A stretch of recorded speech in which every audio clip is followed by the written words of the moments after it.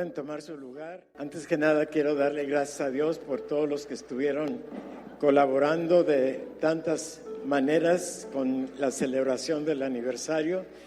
Creo que ha sido de los aniversarios que más me he gozado, ¿verdad? Ahí estábamos todos juntos y realmente fue un tiempo muy especial, y gracias a todos los que de alguna manera, pequeña o grande, colaboraron para que este fuera el éxito que ha sido hasta este momento. Y pues sé que muchos se la perdieron por cuestiones del clima. El viernes estuvo excelente y hoy está precioso, pero ayer, aparte de que estaba lloviendo, parecía refrigerador allá arriba, ¿verdad? Pero bien, sobrevivimos y aquí estamos los que estuvimos allí, y realmente agradezco mucho todo lo que ustedes han hecho para que esto se lograra en este año. Y les comentaba yo ayer que aunque estamos celebrando 35 años de iglesia o de organización autónomo, realmente la iglesia comenzó hace 50 años. Y todos los que están aquí son parte del fruto de todos estos años que San Pablo existe. Comenzó hace 50 años aquí en Playas, y cuando ya no cabimos aquí, pues nos tuvimos que desprender un poquito para poder tener donde seguir reuniéndonos, en donde cupieran todos, pero seguimos aquí y seguimos adelante, y pues el Señor tiene grandes cosas para su iglesia. Y hemos estado cantando, y le agradezco al grupo que estuvieron escogiendo muchos cantos que no solamente traen recuerdos agradables, sino que enfocan precisamente en Dios. Y para nosotros comenzar a entender lo que Dios es parece casi imposible. Hablamos de Dios, nos deleitamos en Dios, Dios está con nosotros, pero cuando tratamos de ponerlo en palabras o de explicarlo en una forma, digamos, intelectual, o no sé cómo llamarle, o sea, ponerlo en una forma entendible para nosotros, o cuando se lo tenemos que explicar a otra persona, nos atoramos, ¿verdad? Y cuando menos nos es difícil. Y lo malo es que luego algunos, por tratar de explicar cosas de Dios, inventan cada cosa. Ahora, Isaías no tuvo ese problema. Y vamos a ver el pasaje que se encuentra en el capítulo 6, los primeros 9 versículos. Y Isaías era un profeta en aquel tiempo, y cuando recién lo está llamando el Señor, pues Isaías aparentemente era relativamente joven y no había tenido una experiencia muy profunda con el Señor. Entonces, el Señor, como lo iba a llamar a un ministerio muy particular de profecía y lo iba a estar ejerciendo por muchos años, el Señor tuvo a bien revelársele a él. Así es que en esta ocasión dice la palabra: en el año que murió el rey Usías, vi yo al Señor sentado sobre un trono alto y sublime, y sus faldas llenaban el templo. Por encima de él había serafines, cada uno tenía 6 alas, con 2 cubrían sus rostros, con 2 cubrían sus pies, y con 2 volaban. Y el uno al otro daba voces diciendo: Santo, Santo, Santo Jehová de los ejércitos, toda la tierra está llena de tu gloria. Y los quiciales de las puertas se estremecieron con la voz del que clamaba, y la casa se llenó de humo. Entonces dije: ay de mí que soy muerto, porque siendo hombre inmundo de labios y habitando en medio del pueblo que tiene labios inmundos, han visto mis ojos al Rey Jehová de los ejércitos. Y voló hacia mí uno de los serafines, teniendo en su mano un carbón encendido, tomado del altar con unas tenazas, y tocando con él sobre mi boca, dijo: He aquí, que esto tocó tus labios, y es quitada tu culpa, y limpio tu pecado. Y después oí la voz del Señor que decía: ¿A quién enviaré? ¿Y quién irá por nosotros? E Isaías dice: Entonces respondí yo: heme aquí, envíame a mí. Y el Señor le dijo: anda y di a este pueblo. Y tenemos todo el libro de Isaías que nos recuerda todo lo que el Señor estuvo prediciendo. Isaías está lleno de profecías mesiánicas, profecías que nos hablan de, hasta en pequeño detalle, el advenimiento del Señor Jesús, su nacimiento, su nombre exaltado sobre todo nombre, su sacrificio en la cruz. Vaya, Isaías nos comunica una cantidad extraordinaria de información, pero aún así requiere la ayuda del Espíritu Santo para poder captar todo lo que el Señor tiene para nosotros. Y obviamente para poder comenzar a captar eso, pues lo primero que tienen que hacer es leer su Biblia, ¿verdad? Si no la leen, pues no van a darse mucho cuenta de lo que estoy hablando. Pero la revelación de Dios en el Antiguo Testamento es como una silueta, ¿sí? Como que está el contorno, pero como que todavía no acabamos de entender bien. No vemos los detalles. Y cuando venimos al Nuevo Testamento, ahí podemos entender mejor el concepto, porque se nos ha revelado en más detalle este punto que vamos a estar estudiando. Hace mucho alguien dijo: el Nuevo Testamento está escondido en el Antiguo y el Antiguo está revelado en el Nuevo. Aquí en Isaías 6, en lo que hemos leído, podemos ver la soberanía de Dios, su provisión, su mensaje. Como Isaías lo podemos ver sentado en su trono y podemos ver el altar y luego entender que así como a Isaías, a nosotros, y no estoy hablando nada más de los que predican, sino que todos nosotros nos es dado un púlpito, una tarea, un mensaje que comunicar. Y lo que hoy alcances a percibir de la palabra de Dios, comunícaselo a alguien, de preferencia a alguien que nunca lo ha oído o alguien que no lo entiende, para que lo entiendan. Y no necesitamos entrar en la historia del tiempo del rey Usías, y había fallecido ya Usías, el pueblo de Israel estaba en un desorden tremendo. Y si lo quieren leer más detalles, pueden irse a Segunda de Crónicas, en el capítulo 26 nos explica toda la condición que existía. Pero lo que sí hemos de recordar es que la condición política y social y moral del pueblo era desastrosa. En medio de lo que parecía ser una tragedia, la muerte del rey, una situación sin remedio, Dios le da este mensaje a Isaías. Y curiosamente, para poder Isaías ir a comunicar su profecía y todas las demás profecías, primero el Señor tuvo que mandar un serafín que tocara con un carbón encendido los labios de Isaías.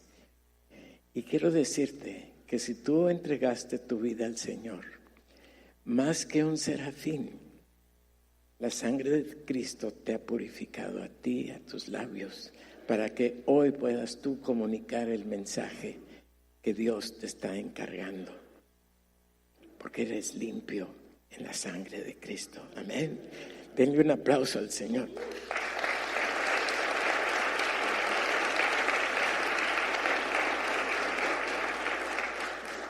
Y aunque el rey terrenal había muerto y el país estaba prácticamente sin esperanza, Dios se manifiesta todavía como verdadero soberano. Se manifiesta sentado en su trono, con toda la autoridad de un rey. Y no solamente en su soberanía, en su autoridad, sino en su trascendencia, en su gobierno. Y quiero decirte esto, hermano, hoy, 3 de marzo, ¿verdad? Del 2019, el Señor está sentado en su trono y nadie lo va a quitar de ahí. Amén. Sigue siendo el Dios omnipotente, todopoderoso, compasivo, misericordioso, lleno de amor y de gracia y de perdón y de paciencia además. Y gracias que nos tiene paciencia, porque, híjole, qué Dios tan extraordinario tenemos. Y fíjense, Él sigue siendo Rey, está alto y sublime, está en control. Y ante su santidad ni los ángeles se atrevían a ver su rostro. Se cubrían su cara. Bueno, ahí te explica todo lo que...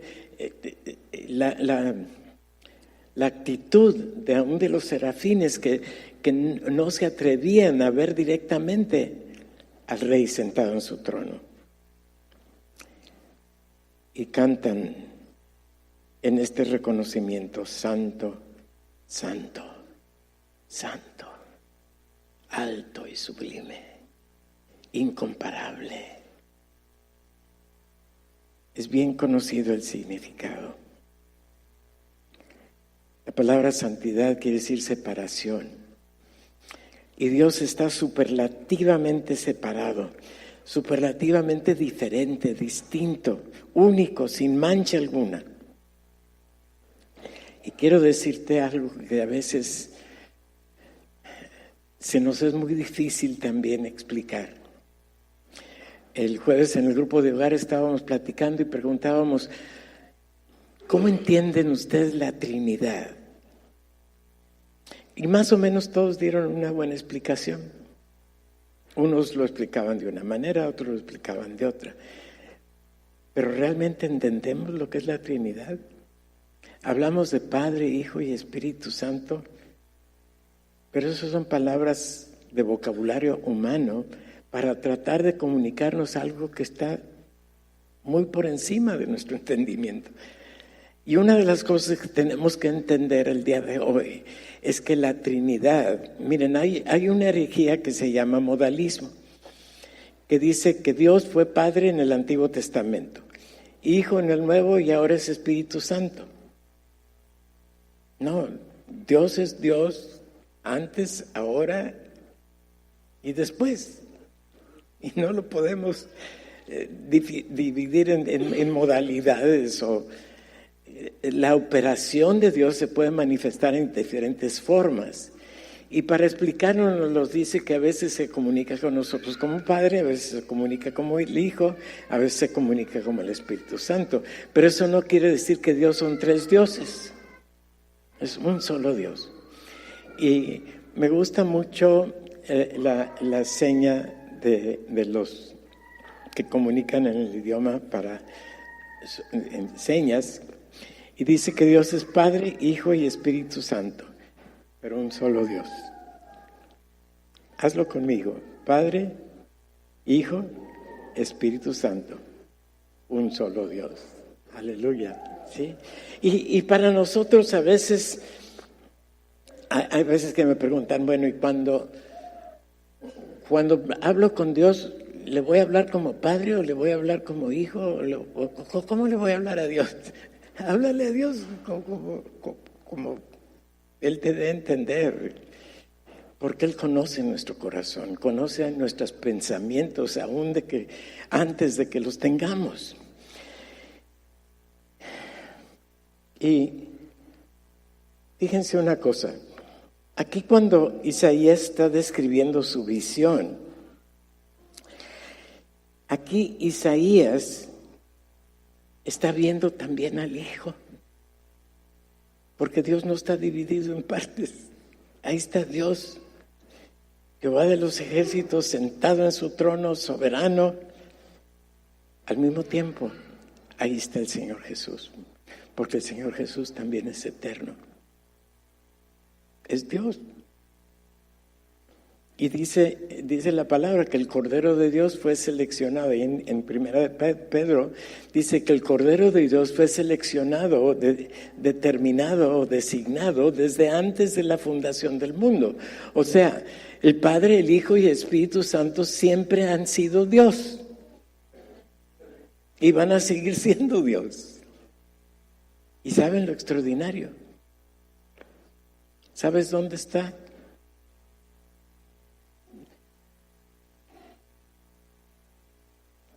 Y no nada más conmigo. Pon tu mano aquí en tu pecho. Y di conmigo, Dios está aquí. Ahora respira hondo y disfrútalo. Gracias, Dios, por tu presencia, por tu amor, tu gracia, tu misericordia, tu poder.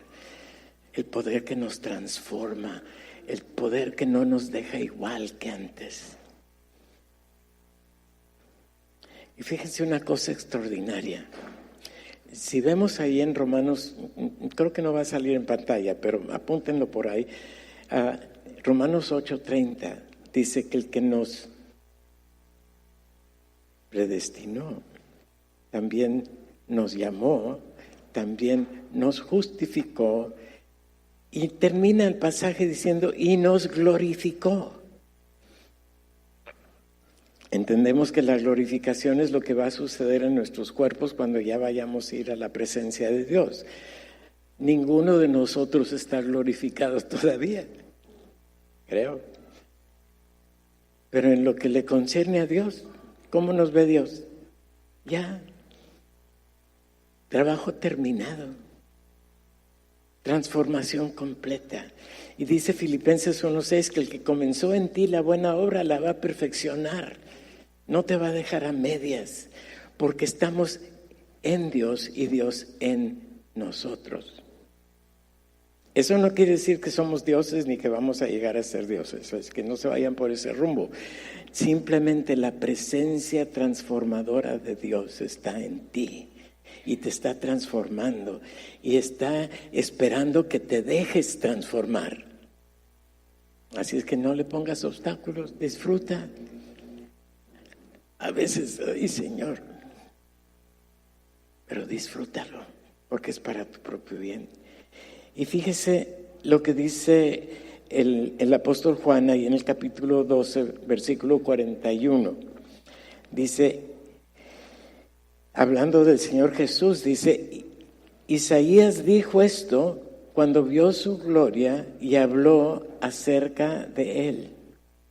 Y está haciendo Juan precisamente referencia a Isaías 6. Isaías 6 está viendo toda la gloria y la esencia de Dios y está viendo al mismo tiempo a Jesús. Y Juan entiende que lo que describe Isaías, Juan entiende que precisamente es la presencia de Padre, Hijo y Espíritu Santo. Jesús ahí está. Y precisamente Jesucristo por eso tomó un cuerpo humano a su tiempo determinado, para poder, ante todos los que le veían en su cuerpo material, la manifestación de Dios. Porque Jesús es perfecto Dios y perfecto hombre. Y como hombre tenía que venir porque era necesario no solamente manifestar y dar a conocer a Dios, sino que la Biblia dice muy claramente que sin derramamiento de sangre no hay expiación de pecado. Y Él tuvo que tomar un cuerpo humano y sufrir todo lo que sufrió, el desprecio, el maltrato, aún la muerte misma, para derramar su sangre, para que tú y yo pudiéramos aquí estar redimidos, gozándonos unos con otros y con la presencia de Él en cada creyente. ¿No es extraordinario nuestro Dios?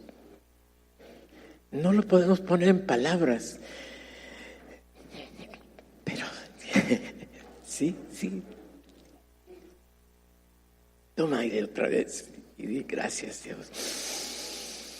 Gracias, Dios, porque estás conmigo. Gracias, Dios, porque estás aquí. El eterno Hijo tomando la naturaleza humana, pero sin dejar de ser Dios. Por ahí nos dice que se despojó, o sea, limitó su manifestación para poder ser, si no, ni los ángeles lo podían ver, ¿verdad? Pero se limita como ser humano, tomando forma de hombre, para poderse relacionar con nosotros, para poder demostrar cómo se puede vivir en esta vida, ¿sí?, sin pecado. Porque por eso el sacrificio de Jesús fue eficiente y suficiente, porque Él nunca, aún como ser humano, nunca cometió pecado. Y por eso el Cordero de Dios fue inmolado y su sacrificio es y sigue siendo suficiente para el perdón de nuestro pecado. Suficiente para que tú y yo podamos tener la absoluta confianza de que somos salvos y que nuestro destino es el cielo y que vamos a pasar la eternidad con Él. Y aún hay otro pasaje, dice que estamos sentados en lugares celestiales con Cristo. O sea, ¿cómo? Pues porque ya nos ve producto terminado. Ya estamos allá con Él. Mientras estamos aquí tenemos alguna tarea que cumplir. ¿Sí? Pero nuestro destino es eterno y en su presencia. ¿Por qué? Porque Jesús dio su sangre en expiación por nosotros. Aleluya. Wow. Déjenme ver dónde ando. En ocasiones tendemos a minimizar a Jesús, ¿no es cierto? Pensamos que durante el tiempo de su ministerio terrenal, algunos piensan que no podía funcionar como Dios. Algunos así lo dicen, que se despojó a tal grado que había dejado de ser Dios durante ese tiempo. ¿Qué quiere decir eterno? No tiene principio, no tiene fin, no tiene paréntesis, no tiene interrupciones. Padre, Hijo y Espíritu Santo, Dios eterno. Se limitaba para poder relacionarse con nosotros durante su ministerio terrenal, pero no dejó de ser Dios. No dejó a un lado ninguno de sus atributos divinos, ni se disminuyó su gloria o magnificencia, porque Dios es espíritu más que nada, y en espíritu es necesario adorarle. Entonces, el Espíritu de Jesús siempre fue Dios, nunca dejó de ser Dios. No me pidan que les explique a más detalle porque ni yo lo entiendo exactamente cómo es que eso sucedió. Pero así dice la palabra y así es. Amén. Y porque la Biblia lo dice, no lo voy a cuestionar. Aunque no lo acabe de entender en el 100%, es verdad. Y Dios sí está aquí, está allí. Amén. ¿Cómo es que el Dios creador del universo, soberano sobre toda su creación, vive en ti? Pues por eso es Dios, porque puede hacer lo que se le pegue en gana. Y si Él decidió venir a vivir en cada uno de nosotros, es muy su negocio. ¿Lo vamos a cuestionar? ¿Lo vamos a tratar de explicar en términos humanos? Ni te atrevas, porque no vas a lograrlo. A mí me dieron a beber Biblia en el biberón, así es que todavía estoy aprendiendo qué es lo que la Biblia dice. Fíjense, el paralelismo es evidente en muchos pasajes del Nuevo Testamento, pero vamos a ver lo que dice Efesios 1, 20 y 21. Creo que ese sí va en la pantalla, ¿no? Hablando del poder y de la magnificencia de los atributos divinos, dice: la cual operó en Cristo, resucitándole de los muertos y sentándole a la diestra en lugares celestiales sobre todo principado y autoridad y poder y señorío y sobre todo nombre que se nombra no solo en este siglo, sino en el venidero. Y el pasaje que hacía referencia ahí en Filipenses 2, 7 al 11 dice: sino que se despojó a sí mismo, tomando forma de siervo, haciéndose semejante a los hombres, y estando en condición de hombre, Él decidió, dice, se humilló a sí mismo, haciéndose obediente hasta la muerte y muerte de cruz, por lo cual Dios también lo exaltó hasta lo sumo y le dio un nombre que es sobre todo nombre, para que en el nombre de Jesús se doble toda rodilla de los que están en los cielos y en la tierra y debajo de la tierra, y toda lengua confiese que Jesucristo es el Señor, para gloria de Dios Padre.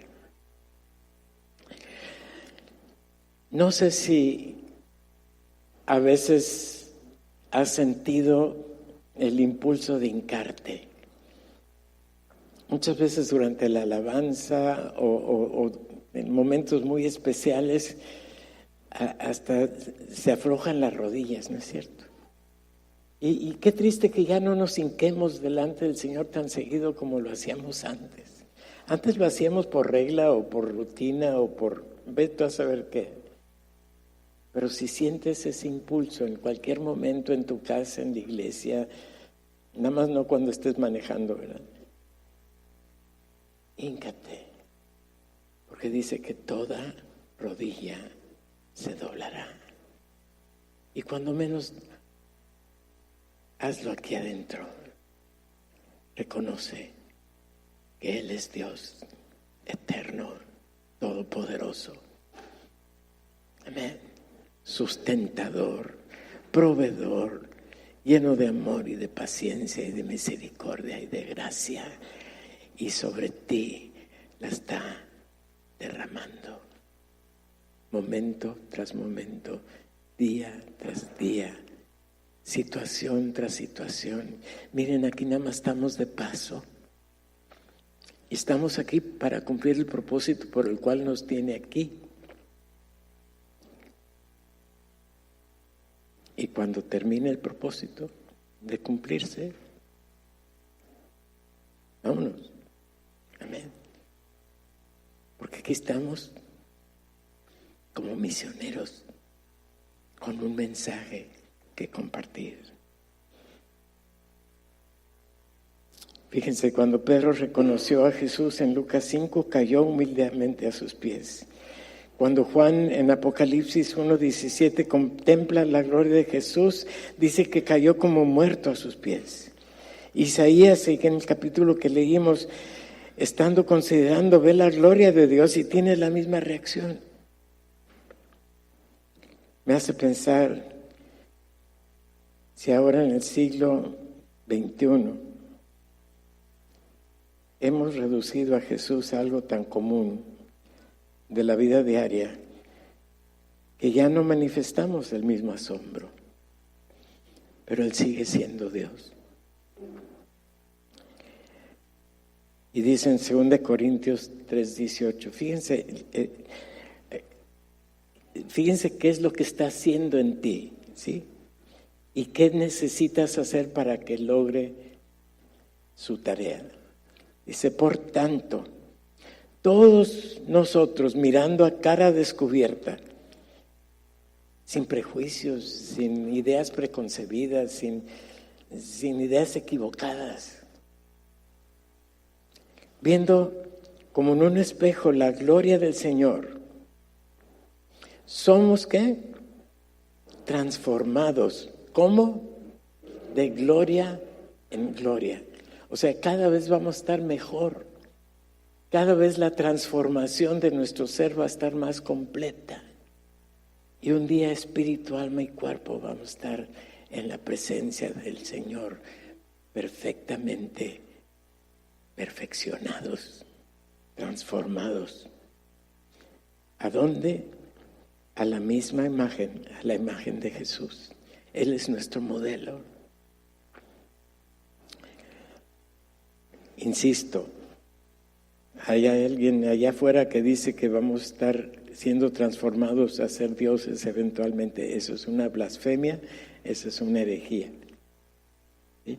Y cuando lleguen tocando a la puerta y les presenten ese mensaje, mejor ni lo reciban. Pero sí somos transformados a la imagen, a la manera de ser, ¿cómo lo puedo explicar? A un cuerpo eventualmente glorificado. Y va a ser de gloria en gloria. Cada vez vamos a estar mejor. Hoy estás mejor que ayer y mañana va a estar mejor que hoy. Amén. Y eso lo va a hacer ¿quién? El Espíritu Santo. Ahí lo dice. Dice, por el Espíritu del Señor. Y bien, debemos darnos cuenta de que dice aquí, mirando la gloria del Señor, somos transformados. Tenemos que estar viendo la gloria del Señor, y qué mejor ver la gloria del Señor manifiesta en su palabra.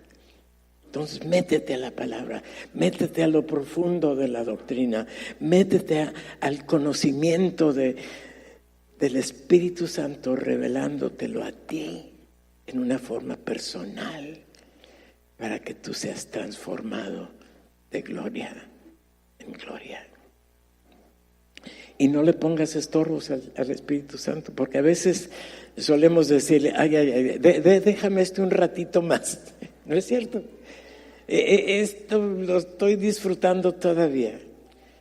Como nos decía el hermano, este rencor, pues tengo que irle a dar la cachetada primero y luego me perdonas. No va por ahí la cosa. ¿Sí? Déjate. Porque ¿qué pasa cuando no nos dejamos? ¿Cómo nos sentimos? Miserables. Pues a muy tu gusto si te quieres sentir miserable más tiempo. Mejor déjate y vas a sentir y experimentar la gloria de Dios en ti. A veces te va a costar soltar cosas, pero te conviene soltarlas. Porque al final de cuentas esas no te las vas a poder llevar al cielo. ¿Sí? Y fíjense, luego ahí también en 2 Corintios, en el 4:6, dice, porque Dios, que mandó que de las tinieblas resplandeciese la luz, es el que resplandeció en nuestros corazones para iluminación del conocimiento de la gloria de Dios en la faz de Jesucristo. Y luego en Juan, en el Evangelio de Juan 1:8 dice, a Dios nadie le vio jamás. El unigénito Hijo que está en el seno del Padre, Él le ha dado a conocer. Y luego más adelante, ahí en Juan 12:37 al 40 dice, pero a pesar de que había hecho tantas señales delante de ellos, no creían en Él, para que se cumpliese la palabra del profeta Isaías, que dijo, Señor, ¿quién ha creído a nuestro anuncio? ¿Quién se ha revelado? ¿Y a quién se ha revelado el brazo del Señor? Pero esto no podían creer, porque también dijo Isaías, cegó los ojos de ellos, y endureció su corazón para que no vean con los ojos y entiendan con su corazón y se conviertan y yo los sane.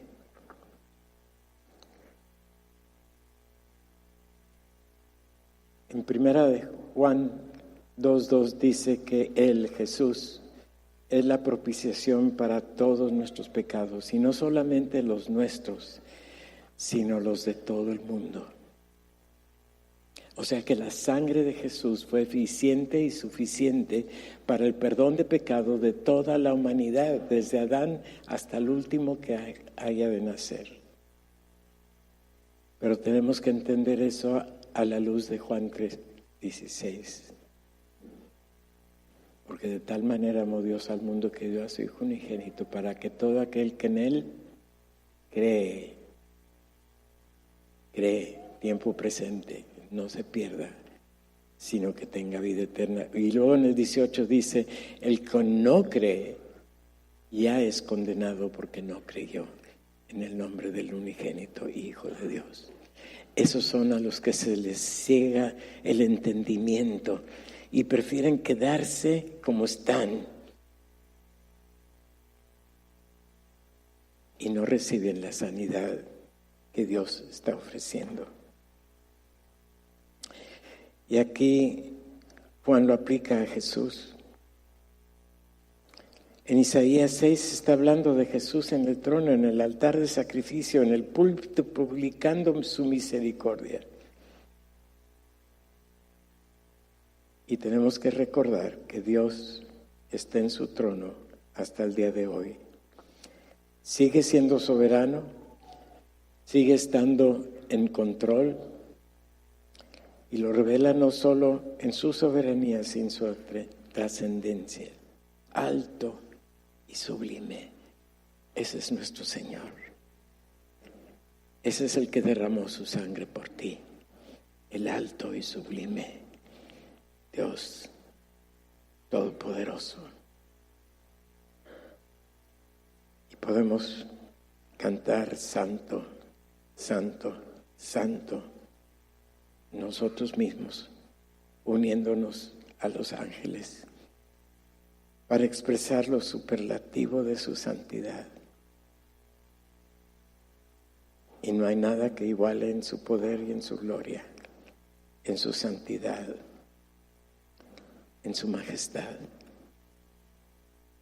Y luego en Romanos, en el capítulo 1, versículo 20, dice, porque las cosas invisibles de Él, está hablando de Jesús, su eterno poder y deidad, se hacen claramente visibles desde la creación del mundo, siendo entendidas por las cosas hechas, de modo que no tienen excusa.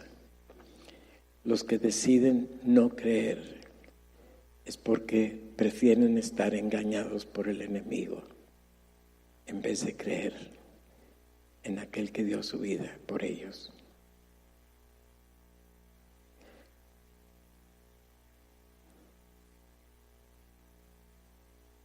Y entendamos que Jesús nunca dejó de ser Dios en toda su gloria y magnificencia, por más difícil que esto nos parezca.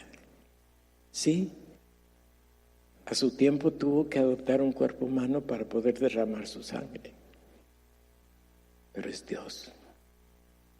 Y ahí en Zacarías hay un versículo muy, muy interesante, no lo explica mucho, pero dice que en aquel tiempo, o sea, en el final de los tiempos, el nombre de Dios va a ser uno. Porque en aquellos tiempos nada más nos vamos a relacionar. Ya no necesitamos tanta complicación para entender al Dios sublime y soberano ante quien vamos a estar por toda la eternidad.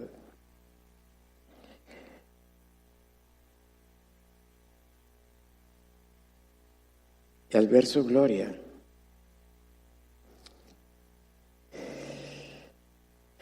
Isaías cayó, dice, ay de mí.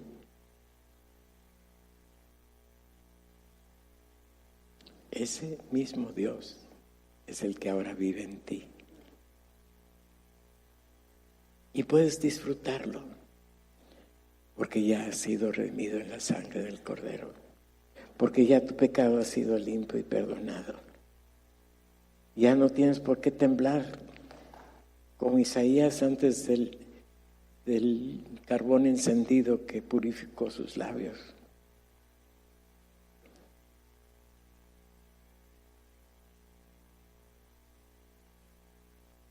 Ya se cumple en nosotros lo que dice Romanos 5:8. Mas Dios muestra su amor para con nosotros, en que siendo aún pecadores, Cristo murió por nosotros. Desde antes de que de hecho estuviésemos conscientes de nuestro pecado, de nuestra condición, ya había pagado por nuestra culpa. Ya todo lo sucedido y consumado en la cruz del Calvario había sido hecho. El Cordero ya había sido inmolado y su sangre derramada para quitar de por medio el pecado tuyo y el mío. Mantengamos estos dos aspectos en mente, inseparables. Ya no necesitamos representar a Jesús colgado en una cruz. Sí, ahora resucitó con un cuerpo glorificado semejante al cuerpo que nosotros vamos a tener entonces. Y está a la diestra del Padre en su trono.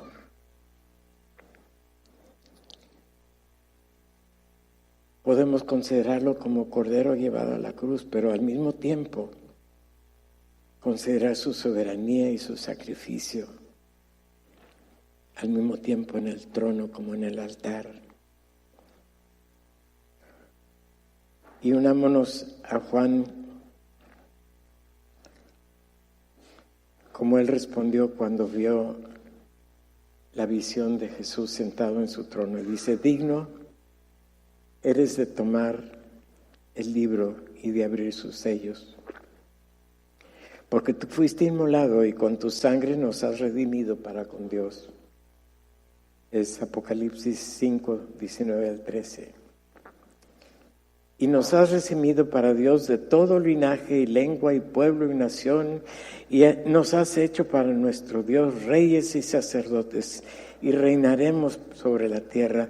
Y miré y oí la voz de muchos ángeles alrededor del trono, y de los seres vivientes y de los ancianos, y su número era millones de millones, que decían a gran voz: ahí vamos a estar tú y yo, El Cordero que fue inmolado es digno de tomar el poder, las riquezas, la sabiduría, la fortaleza, la honra, la gloria y alabanza.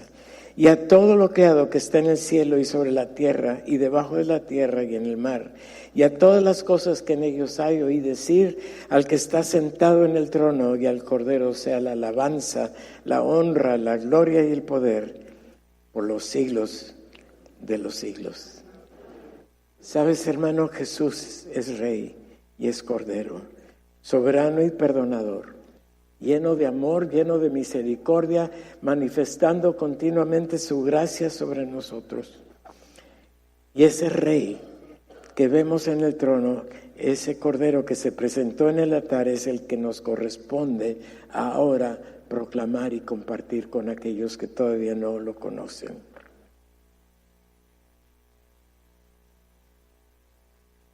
Hay un solo Rey y un solo Cordero, un solo camino, una sola puerta por donde todos hemos de entrar. Él es a quien anunciamos, Él es a quien compartimos, Él es a quien predicamos, y a Él sea toda la gloria por los siglos de los siglos. Amén. Amén.